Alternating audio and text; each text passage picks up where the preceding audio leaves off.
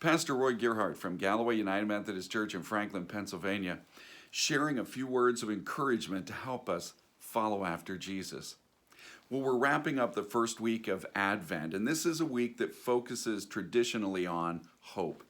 And hope lays the foundation for anticipation, to be able to look forward to something, to wait with a sense of excitement instead of kind of a drag and a drudgery on our lives. You see, waiting is a part of life, and it's just a normal part that we deal with day in, day out. It's not a popular part. We hate being caught in lines waiting at the checkout. We hate waiting for a package to be delivered that's running behind. Waiting is not our favorite part of life, and yet, really, life is a constant wait for it, because the future isn't here yet. And so life is unfolding, and we're waiting in that process for what comes next. And we live that out, though, with hope. And that's an important connection to make. I can really relate when we talk about God's promise to Abraham back in the book of Genesis, that God was promising him things that were going to unfold in his own life and in the next generations and in a future far, far beyond where he was at. Whenever I think about my kids, which you can see their pictures on the wall behind me, and my grandkids, there are so many things that I am hoping for. And I am living in a constant state of kind of an excitement and an anticipation to see what is it that God is going to bring forth in their lives. That's the kind of promise, you see, that God instills in us, as he did in Abraham, that I've got your life and I've got a future that you're going to see even in other people. And this is a huge part of what keeps me always moving forward and looking forward with a sense of anticipation, engaging life, not just to my own ends, but really looking at the way in which God is working in the lives of others, seeing that in my kids and grandkids, and in other people, people in the church, people in the community, people that I invest in and love, and watching God's plan unfold in their lives.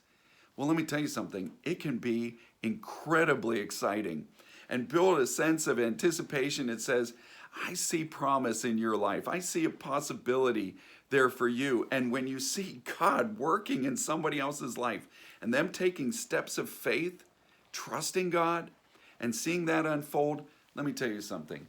This turns the waiting game into an exciting anticipation, like you're watching the game of your life and excitedly waiting for the victory to come. This is the way that we step into life with hope. And we mentioned earlier in the week, Jeremiah 29:11, where the Lord says, I know the plans I have for you. Plans not to harm you, but to bless you, to give you a future and a hope. It's cool the way that it connects those two things, to have a future and hope. You see, hope is always connected with waiting, because the future is always something unfolding. Listen, in the book of Romans, 8th chapter, it says, who hopes for what they already have? You see, hope is always about what you don't yet have. It's always about waiting on God to come through, waiting on God in the next step in life. That's where hope lives. It's there in that anticipation. It's there in trusting. And it's there in seeing with joy this unfolding of what God is doing in our lives.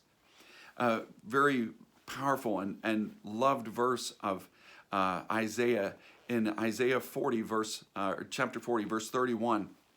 It says, those who wait upon the Lord shall renew their strength. Some translations will substitute the word hope for wait, so that those who hope in the Lord shall renew their strength.